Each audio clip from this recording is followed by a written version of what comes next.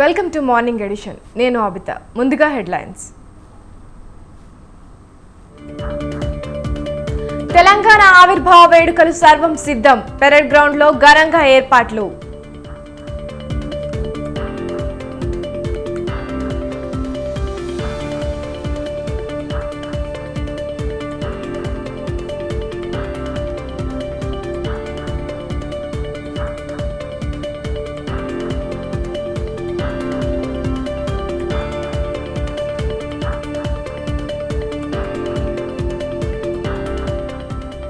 Telangana sentiment వాడుకొని లాభపడ్డారు. కేసీఆర్ పై CM Revanth fire.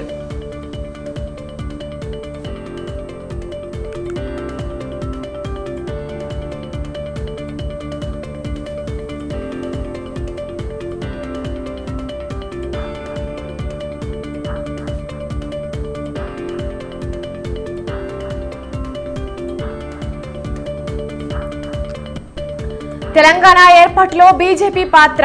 వేడుకలకు తమ పార్టీని ఎందుకు ఆహ్వానించలేదన్న బండి.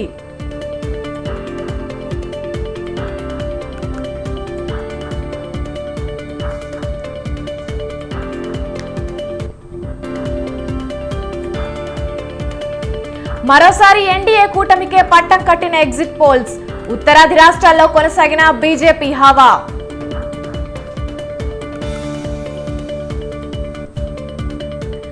ఏపీలో ఉత్కంఠ పెంచిన ఎగ్జిట్ పోల్స్. ఎన్నికల ఫలితాలు హోరాహోరీగా ఉంటాయని వెల్లడి.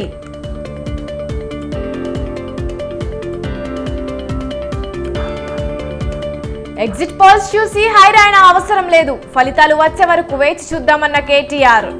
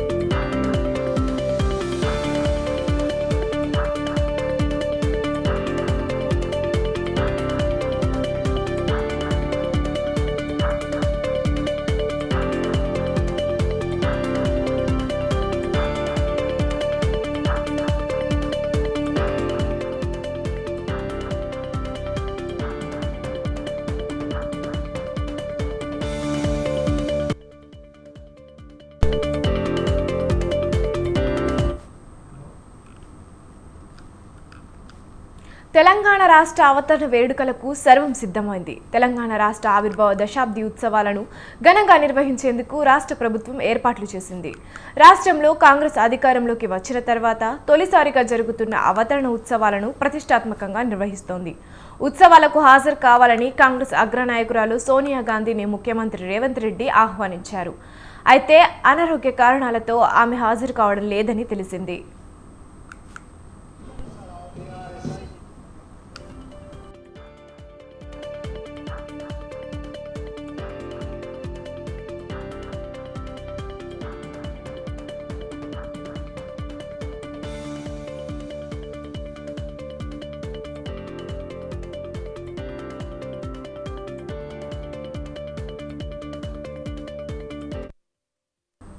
ఉదయం 9:30 గన్ పార్క్లో అమరవీరుల స్తూపం వద్ద ముఖ్యమంత్రి రేవంత్ రెడ్డి నివాళులర్పిస్తారు. అనంతరం సికింద్రాబాద్ పరేడ్ మైదానానికి చేరుకొని జాతీయ పతాకాన్ని ఆవిష్కరిస్తారు. అనంతరం పోలీసు బలగాల పరేడ్, మార్చ్ పాస్ట్, వందన స్వీకార కార్యక్రమాలు ఉంటాయి. అదే వేదికపై జై జై హే తెలంగాణను రాష్ట్ర అధికార గీతంగా జాతికి అంకితం చేస్తారు. అనంతరం ముఖ్యమంత్రి ప్రసంగిస్తారు. తర్వాత పోలీస్ సిబ్బందికి, ఉత్తమ శకటాలకు అవార్డులను ప్రదానం చేస్తారు.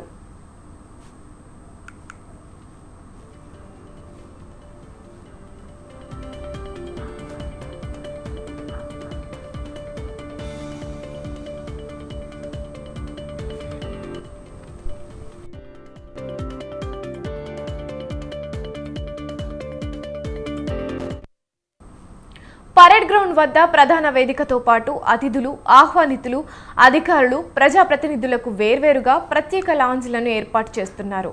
మధ్య భాగంలో సీఎం సహా వీవీఐపీలు కూర్చోవడానికి వీలుగా వేదికను సిద్ధం చేశారు. మిగతా రెండు వైపులా దాదాపు 100 మంది చొప్పున కూర్చోవడానికి వీలుగా గ్యాలరీలను ఏర్పాటు చేశారు.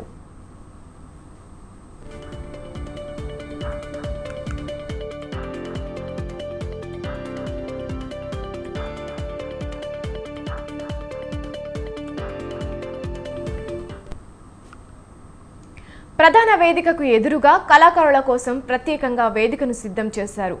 ఉత్సవాల్లో భాగంగా పరేడ్ గ్రౌండ్లోను, ట్యాంక్ బండ్ వద్ద పెద్ద ఎత్తున సాంస్కృతిక కార్యక్రమాలను నిర్వహించనున్నారు. విస్తృత స్థాయిలో ఎల్ఈడి తెరలను ఏర్పాటు చేశారు.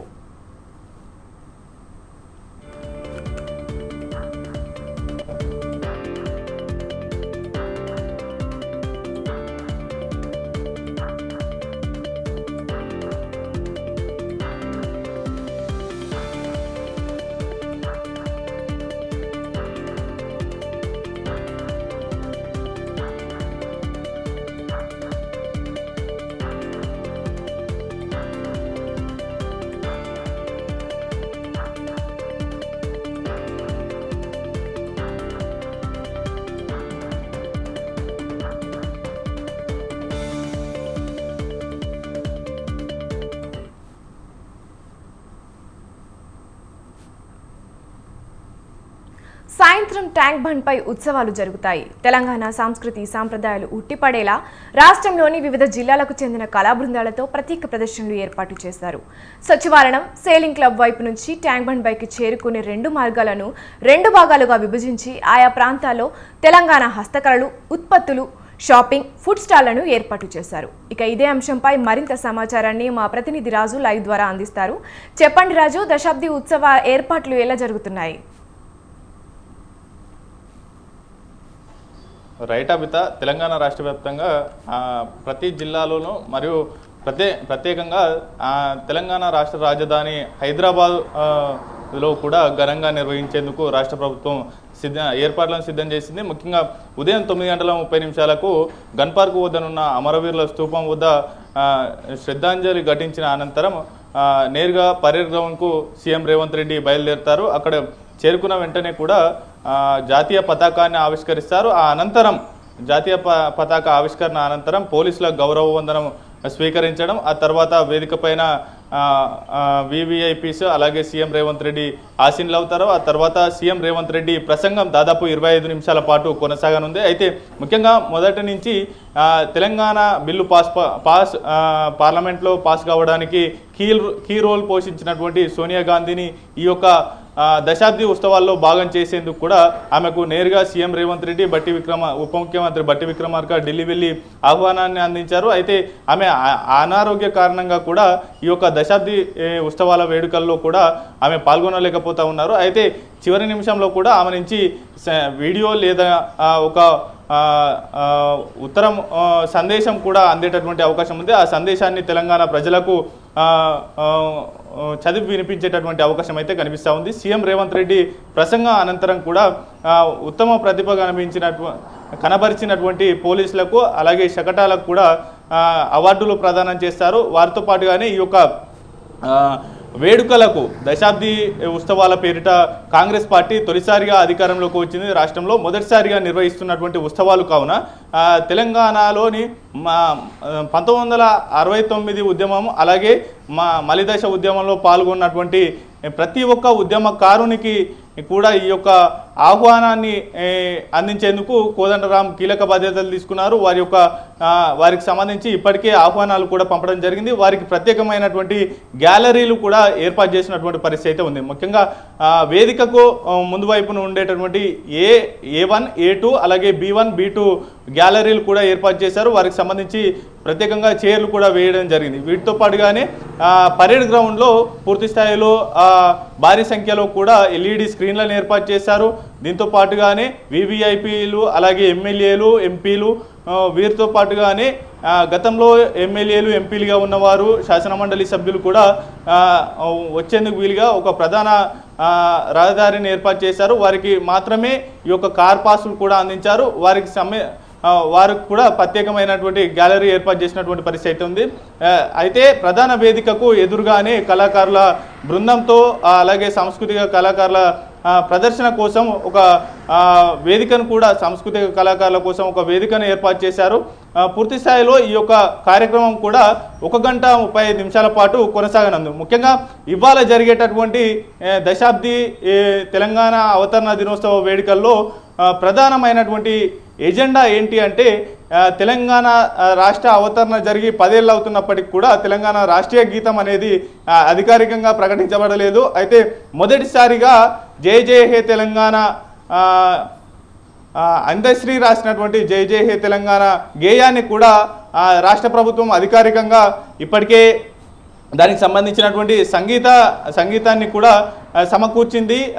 రీ రికార్డింగ్ కూడా పూర్తి స్థాయిలో కంప్లీట్ అయింది. అయితే 2 వర్షన్లలో కూడా అంటే అధికారిక కార్యక్రమాల్లో అలాగే ప్రభుత్వ నిర్వహించే జిల్లాలు కావచ్చు, స్కూళ్ళు, ఇతర అధికారిక కార్యక్రమాల్లో రాష్ట్రీయ గీతం పాడుకునేందుకు 2 గంటల 13 సెకండ్ల నిడివితో ఉండేటటువంటి ఒక రాష్ట్రీయ గీతం అయితే మరొకటి 13 నిమిషాల 30 సెకండ్లు ఉండే నిడివితో ఇంకో సేమ్ అదే జై జై హే తెలంగాణ రాష్ట్రీయ గీతాన్ని కూడా ఇవాళ ఆ వేదికగా కూడా ఆలపించనున్నారు. పూర్తి స్థాయిలో ఇది రాష్ట్రీయ గేయం చుట్టూనే ప్రధాన ఎజెండాగా కూడా చెప్పుకోవాల్సినటువంటి అవసరం అయితే ఉంది. దీంతో పాటుగానే ఉదయం 9 గంటల 30 నిమిషాల నుంచి ప్రారంభమైన అమరవీరుల స్తూపం నుంచి ప్రారంభమైనటువంటి ఈ యొక్క దశాబ్ది ఉత్సవాలు ఇవాళ సాయంత్రం రాత్రి వరకు కూడా కొనసాగనున్నాయి.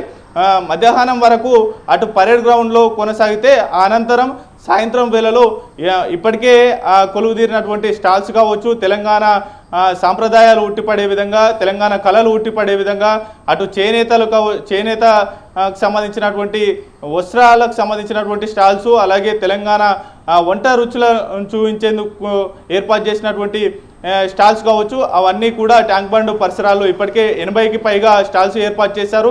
ముఖ్యంగా అటు సాయంత్రం 4 గంటల నుంచే ప్రతి ఒక్కరికి తెలంగాణలో ఉన్నటువంటి ప్రతి ఒక్కరు కూడా ఈ యొక్క ట్యాంక్ బండ్ పరిసరాలకు రావచ్చు. వారికి ఎటువంటి ఇబ్బందులు తలెత్తకుండా కూడా ఏర్పాట్లు చేయడం జరిగింది. పూర్తి స్థాయిలో అక్కడ ఒక లేజర్ షోతో పాటుగానే టపాకాయలు కాల్చడం, పూర్తి స్థాయిలో వేడుకలు నిర్వహించేందుకు కూడా అక్కడికి సీఎం రేవంత్ రెడ్డితో పాటు ఇతర మంత్రివర్గం, ఇతర కీలక నేతలు కూడా పాల్గొనున్నారు. అక్కడే అటు జై జై హే తెలంగాణ గేయాన్ని పాడిన రచయిత అందశ్రీతో పాటు సంగీతాన్ని సమకూర్చినటువంటి కీరవాణికి కూడా ఘన సన్మానం నిర్వహించేందుకు ప్రభుత్వం ఏర్పాట్లు అయితే చేస్తుంది. ఓవరాల్గా ఇవాళ పూర్తి స్థాయిలో కూడా హైదరాబాద్ మహానగరంలో పలు చోట్ల ట్రాఫిక్ ఆంక్షలు కూడా కొనసాగనున్నాయి. ఉదయం 9 గంటల నుంచి 10 గంటల మధ్యలో గన్ పార్క్ వద్ద ఉన్న అమరవీరుల స్తూపం పరిసరాల్లో ట్రాఫిక్ ఆంక్షలు కొనసాగితే అనంతరం ఉదయం 6 గంటల నుంచి మధ్యాహ్నం 1 గంట వరకు కూడా సికింద్రాబాద్ పరేడ్ గ్రౌండ్లో నిర్వహించే దశాబ్ది ఉత్సవాల సంబరాలకు సంబంధించి ఆ పరిసరాల్లో కూడా ట్రాఫిక్ ఆంక్షలు కొనసాగుతాయి. ఉదయం 6 గంటల నుంచి మధ్యాహ్నం 1 గంటల వరకు, ఆ తర్వాత సాయంత్రం 4 గంటల నుంచి రాత్రి 9 గంటల వరకు కూడా ట్యాంక్ బండ్ పరిసరాల్లో ఈ యొక్క ట్రాఫిక్ ఆంక్షలు కొనసాగుతాయి. కాబట్టి వాహనదారులు అలాగే ప్రయాణికులు కూడా ఇతర ప్రత్యామ్నాయ మార్గాలను ఎంచుకోవాల్సినటువంటి అవసరం ఉంది. ఎటువంటి ఇబ్బందులకు తావు లేకుండా డైవర్షన్ చేసేందుకు కూడా ట్రాఫిక్ సిబ్బంది పూర్తి ఏర్పాట్లు చేసినటువంటి పరిస్థితి అయితే కనిపిస్తూ ఉంది. అబిత. రైట్, థ్యాంక్ యూ రాజు.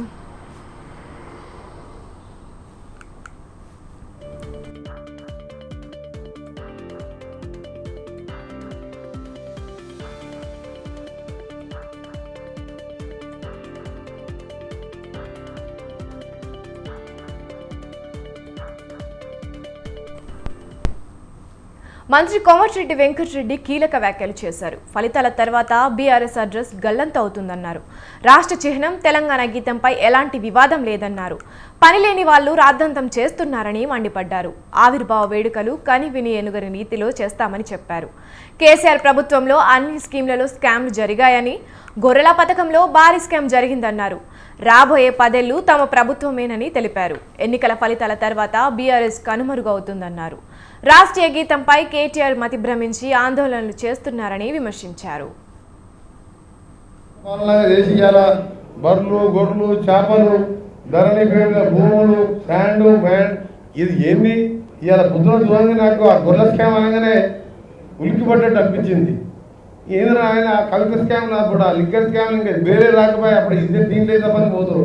ఈ ఫోన్ ట్యాపింగ్లు అయితే ఈ రావులందరూ అలానే ఉన్నారు. ఇక భూగోళం ఉన్నంత వరకు, తెలంగాణ రాష్ట్రం ఉన్నంత వరకు సోనియా గాంధీ జ్ఞాపకం వస్తారు. ఎవరు సావు నోట్ల తలకాయ పెట్టలే. అది సావు నోట్ల తలకాయ పెట్టి చచ్చిపోయిన 12 మంది పిల్లల తల్లిదండ్రులు ఏడుస్తున్నారు. ఈసారి కేసీఆర్ ఎట్లా ఓడిపోయింది? మన 2 సార్లు నమ్మినా, 3వ సారి నమ్మరు. ఇంకా బీజేపీ కూడా నాకు నమ్మకం తక్కువ. మాకు 13 సీట్లు తగ్గకుండా వస్తాయి, ఇంక్లూడింగ్ నిజామాబాద్. ఇంతమంది అరెస్ట్ అయ్యి లోపల వేరే వస్తలేదు. వాళ్ళే అప్రూవల్ మారిపోయి ఎట్లా చేసినామో చెప్తున్నారు. ఇదంతా బండారం బయటపడుతుంది. బయటపడంగా ఎంతమంది లోపల ఉంటారు, ఎంతమంది బెయిల్ వస్తుంది, ఎంతమంది వస్తుందో తర్వాత తెలుస్తుంది.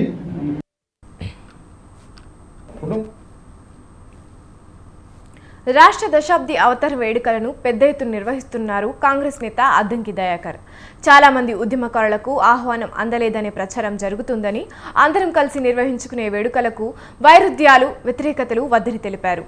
మాజీ సీఎం కేసీఆర్ వేడుకలకు రావాలని, సెప్టెంబర్, అక్టోబర్లో ఉద్యమకారుల సంక్షేమం కోసం కార్యాచరణ ఉంటుందని అన్నారు. అవతరణ దినోత్సవ వేడుకల సందర్భంగా గేయాన్ని జాతికి అంకితం చేయడమే తమ ఎజెండా అని స్పష్టం చేశారు. కొంతమంది ఏమో దీన్ని మేము ఏ విధంగా చూడాలనే ఒక సస్పెక్షన్తో ఫోన్స్ వస్తున్నాయి.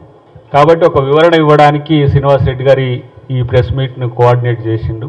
మేము రిక్వెస్ట్ చేసేది ఏంటంటే, కాంగ్రెస్ పార్టీ తరఫున కానీ, ఉద్యమకారుల తరపు నుంచి కానీ దశాబ్ది ఉత్సవాలను సంపూర్ణంగా, సంతోషంగా అందరం కలిసి సెలబ్రేట్ చేసుకుందాం రండి అని ఓపెన్గా మీడియాతో ఆహ్వానించడానికే ఈ మీడియా బ్రీఫ్ యొక్క ముఖ్య ఉద్దేశం. కేసీఆర్ గారితో సహా ఇక్కడ పార్టీలు, రాజకీయాలు, వైరుధ్యాలు, వ్యతిరేకతలు కాదు. ప్రభుత్వము, ప్రజా సంఘాలు, ప్రజలు, రాజకీయ పక్షాలు అందరం కలిసి పెద్ద ఎత్తున నిర్వహించుకునే దీనికి ఎలాంటి నెగిటివ్స్ వద్దని చెప్పే నేను పెద్దలకు, మిత్రులకు అందరికి కూడా విజ్ఞప్తి చేస్తున్నా. ప్రత్యేకించి కేసీఆర్ గారు మీరు రండి. చాలామంది ఆహ్వానాలు. బీజేపీ ఎల్పీ నేత ఏలేటి మహేశ్వర్ రెడ్డి సంచలన వ్యాఖ్యలు చేశారు. తెలంగాణ చిహ్నంలో అమరవీరుల స్తూపం పెట్టడాన్ని స్వాగతిస్తున్నామని, తమకు ఎలాంటి అభ్యంతరం లేదని తెలిపారు. చిహ్నంలో చార్మినార్ను తొలగించే ధైర్యం మీకుందా అని ప్రశ్నించారు. ముస్లింల పాలకుల చిహ్నాలు, ఆనవాళ్లు చాలా ఉన్నాయని, బీజేపీ అధికారంలోకి వచ్చాక వాటన్నింటినీ తొలగిస్తామని తెలిపారు. చార్మినార్ను లోగో నుంచి తొలగించాలని డిమాండ్ చేశారు. కాకతీయ తోరణం లోగో నుంచి తీసివేయాలని అనుకోవడం శోచనీయమన్నారు. కాకతీయ తోరణం తెలంగాణ రాష్ట్ర చిహ్నంలో ఉండాల్సిందేనని స్పష్టం చేశారు. ఆనవాళ్లు లేకుండా కొత్త చిహ్నాన్ని రూపొందిస్తామని కేబినెట్ లో ఆమోదం తెలిపినట్లు మనం వార్తల్లో చూసాం. మరి కొత్త చిహ్నాన్ని ఒకటి బయటకు లీక్ ఇచ్చినా దాంట్లో మళ్ళీ కొన్ని విమర్శల వల్లనో, కొన్ని సూచనల వల్లనో ప్రభుత్వం పునరాలోచనలో పడ్డట్టు మళ్ళీ వార్తలు వస్తున్నాయి. మరి రేపు తెలంగాణ ఆవిర్భావ దినోత్సవం రోజు రిలీజ్ చేస్తామనుకున్నటువంటి రాష్ట్ర ప్రభుత్వం కేవలం గీతాన్ని మాత్రమే రిలీజ్ చేస్తూ చిహ్నాన్ని పెండింగ్ లో పెడుతున్నట్టుగా మాకు కొన్ని వార్తలు వస్తున్నాయి. మరి మేము ఒకటే అడుగుతా ఉన్నాం, రాచరికపు ఆనవాళ్లను పూర్తిగా తొలగించాలని చెప్పేసి అనుకున్నటువంటి ముఖ్యమంత్రి గారు కానీ, కేబినెట్ కానీ తెలంగాణ ఉద్యమ స్ఫూర్తి కనబడే విధంగా, తెలంగాణ సాంస్కృతిక అంశాలు కానీ, ప్రజాస్వామ్యం కానీ, ప్రజా జీవనం ఉలికిపడేటువంటి విధానంగా రూపొందిస్తామని అనుకొని మరి ఇచ్చినటువంటి లోగోలో అమరవీరుల స్తూపాన్ని పెట్టడం మేము స్వాగతిస్తున్నాం. తెలంగాణ అధికారిక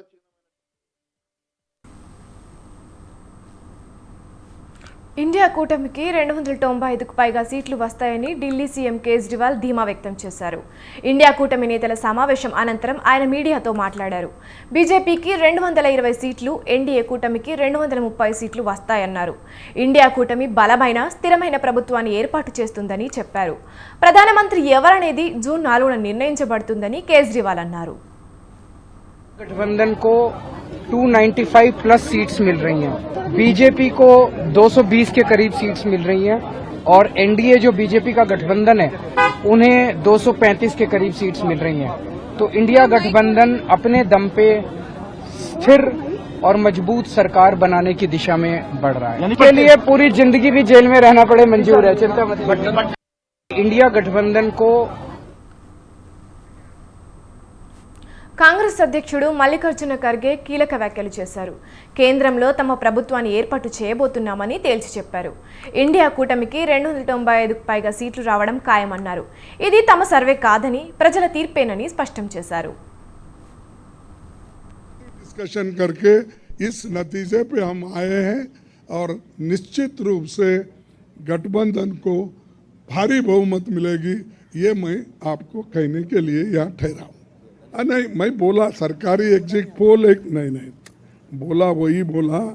इंडिया पार्टी ये है, जनता का सर्वे हमारे पास है, सरकारी सर्वे उनके पास है। We are united only, why you are dividing? शुभ शुभ बोलिए। हाँ, और नहीं भाई, इतने लोग यूनाइटेड है। ये बालू जी ऐसा ठहरे हमारे सामने, वो झाड़ के जैसा इतने लंबे हैं, और सभी लोग हैं, केजरीवाल जी हैं, अखिलेश साहब है, तेजस्वी है, येचूरी साहब है, राजा साहब है, सभी लोग हम यहाँ पर पवार है, और मान है सबसे चीफ मिनिस्टर पंजाब, ये सभी लोग हैं। इसीलिए हम एक है, एक रहेंगे। हमारे को डिवाइड करने की कोशिश मत करो। नमस्कार, थैंक यू। Seriously discussion